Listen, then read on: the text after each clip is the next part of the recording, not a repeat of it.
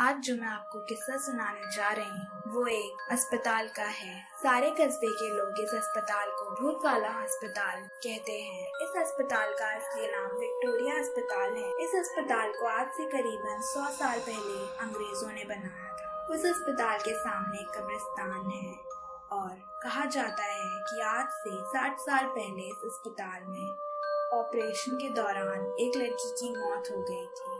तब से उस लड़की की आत्मा उस अस्पताल में भटकती है।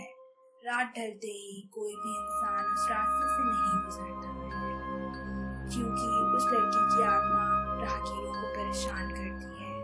हालांकि पुरानी बातों पर कोई भी विश्वास नहीं करता। एक रात कुणाल अपने दोस्तों के साथ बाइक पर घूम रहा था। तभी उसके एक दोस्त अंकित ने कहा कि विक्टोरिया अस्पताल वाले रास्ते से चलते हैं। उनमें से कोई भी भूत प्रेतों में विश्वास नहीं करता था और सबने पक्का कर लिया कि वे उसी रास्ते से जाएंगे। उस समय रात के 10 बज चुके थे। उन्होंने वादा किया कि वे अपने परिवार वालों को उस रास्ते पर जाने की बात नहीं कहेंगे। जैसे ही वे उस रास्ते से निकले, रास्ते पर रेत होने की वजह से उनकी बाइक फिसल गई और वे तीनों गिर गए। गनीमत कि उन लोगों को कोई चोट नहीं लगी। बाइक चला रहे अंकित ने बोला कि उसका बैलेंस तो बराबर था, फिर ये बाइक कैसे फिसल गई। हालांकि वो थोड़ा डर गया था। तो दूसरे मित्र राजू ने बाइक चलाने को कहा। अब राजू बाइक चला रहा था।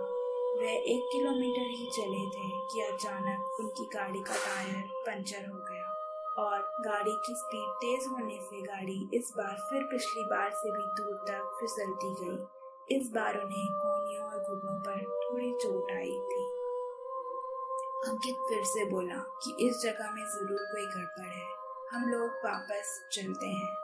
लेकिन कुणाल और राजू ने उसकी बात नहीं मानी और बाइक उठाकर पैदल चलना शुरू कर दिया।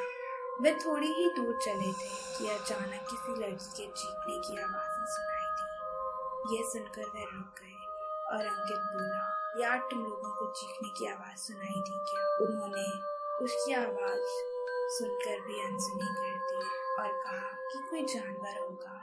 5 मिनट चलने के बाद फिर वही चीख फिर से सुनाई दी। इस बार तो उन्हें भी थोड़ा डर लगने लगा। वे तीनों वापस जाने के बारे में सोचने लगे, लेकिन अब वे रास्ते के बीच में आ गए थे। पीछे चलने में 3 किलोमीटर और आगे चलने में 2 किलोमीटर और बाकी थे। उन लोगों ने आगे बढ़ने का सोचा। थोड़ा आगे चलने पर उन्हें बरगद के पेड़ के नीचे एक औरत दिखाई दी। इतनी रात को अकेली औरत को देखकर उनके रोंगटे खड़े हो गए थे। उन लोगों ने पीछे मुड़ने का सोचा। तभी वह बूढ़ी औरत चिल्लाई, बेटा रुको, मुझे हाईवे तक का रास्ता बता दो। उसने पूछा कि इतनी रात को आप इस रास्ते में कैसे निकल रही हो? तो उस बुढ़िया ने कहा, मैं पड़ोस के गांव की रहने वाली और उसके पास पैसे नहीं है, इसलिए मैं पैदल ही निकल पड़ी। हाईवे के पार उसका गांव है। उन तीनों ने उस बुढ़िया की बात का विश्वास कर लिया और आगे निकल पड़े। रास्ते में वे बुढ़िया उनसे सारी बातें पूछने लगी। बुढ़िया उन तीनों के पीछे चल रही थी। वे तीनों दोस्त अब अपनी बात कर रहे थे। तभी राजू बोला कि लो माँ जी, आपका रास्ता आ गया। और वो जैसे ही पीछे मुड़ा तो वहाँ कोई नहीं था। उन तीनों की तो सिट्टी पिट्टी गुल हो गई।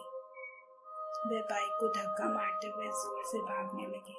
भागते भागते अंकित ठोकर खाकर गिर गया और फिर से उन्हें जोर की चीख सुनाई दी। उन्होंने बाइक वहीं पटकी और अंकित को साथ लेकर दौड़ने लगे और अस्पताल के पास कब्रिस्तान तक पहुंच गए। ये सब घटित होते 12 बज चुके थे।